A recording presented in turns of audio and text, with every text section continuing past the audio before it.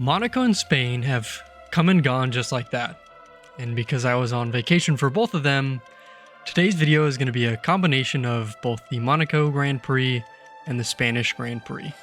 There's a lot to talk about, so let's get into it.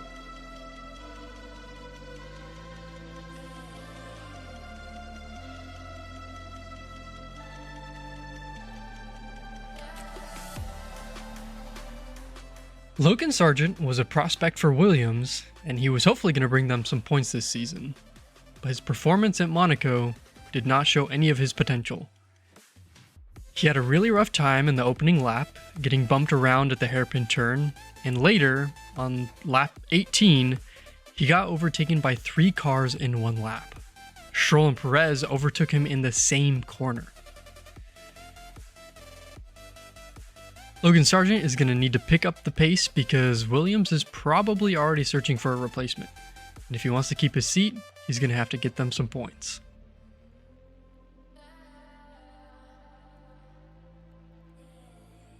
On lap 55, the rain was intense, and Russell had to use the runoff in turn 5.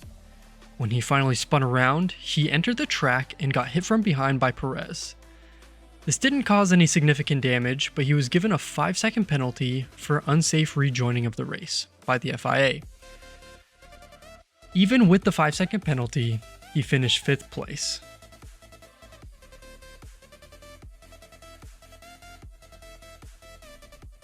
Lance Stroll and Sergio Perez had a collision at the Neuville chicane. Strands had pulled aside to let Verstappen go by, and Sergio Perez thought he could also sneak by. This caused Stroll and Perez to collide, and Perez went through the chicane to gain a position over Stroll. Checo was furious that he was pushed off by Stroll and demanded that Stroll should get penalized. But he had to give the position back to Stroll as the FIA deemed Checo gained an advantage for leaving the track. In my opinion, Stroll was in the right. Checo tried to pull a quick one on him, and he ended up facing the consequences.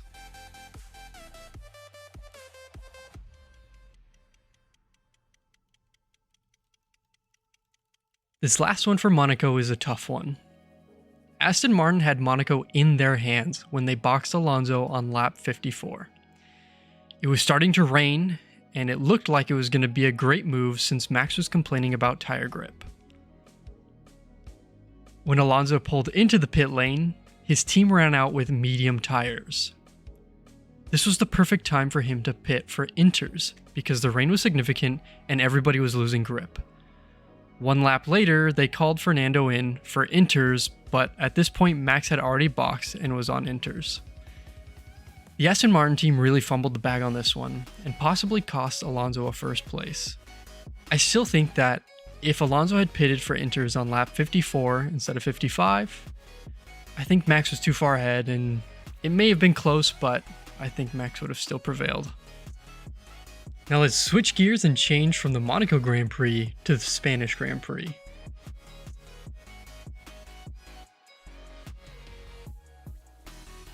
The start of the Spanish Grand Prix was intense. Sainz was on softs in 2nd place, and Max was on mediums. When the lights went off, Sainz had a great getaway, but in typical Verstappen fashion, Sainz was pushed out and had to slow down, allowing Max to remain in 1st place in turn 1. I think that this was slightly unfair. Yeah, it was a good defensive move on Max's part, but Yuki Tsunoda got penalized for basically the same move later on in the race. Should Max have received a penalty? Would the penalty have even mattered with how fast the Red Bull car is? I have no idea. But I do want to see some more drivers getting aggressive with Max and push him to his limits like we saw with George Russell and him in Azerbaijan.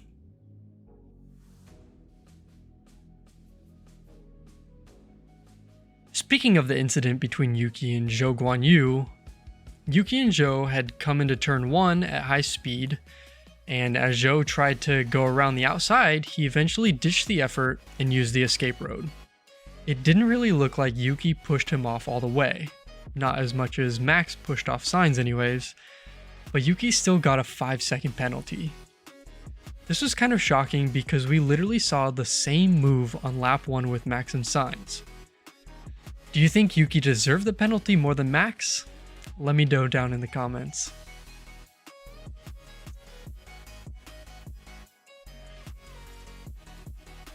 George Russell started in P12 after a shocking qualifying, but that did not stop him.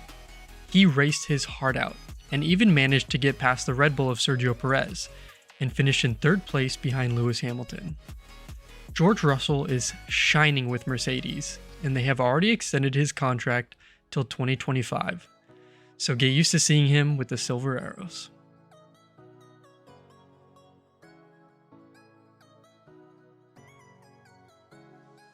We have known that the Red Bull car is insanely fast, but Sergio Perez showed it all off on the main straight in Barcelona.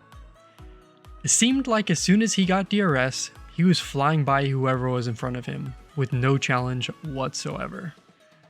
This car is just so fast, it's crazy. With some of the teams seeing the bottom of the Red Bull car for the first time when Checo crashed during Monaco qualifying, we may see some teams change their car floors to replicate Red Bull. Christian Horner has already advised teams to not even try and copy their design, because without proper testing and understanding of the design, it will make their car terrible. Will we see more teams using similar floors in the future? I have no idea, but they will surely try and use it as inspiration.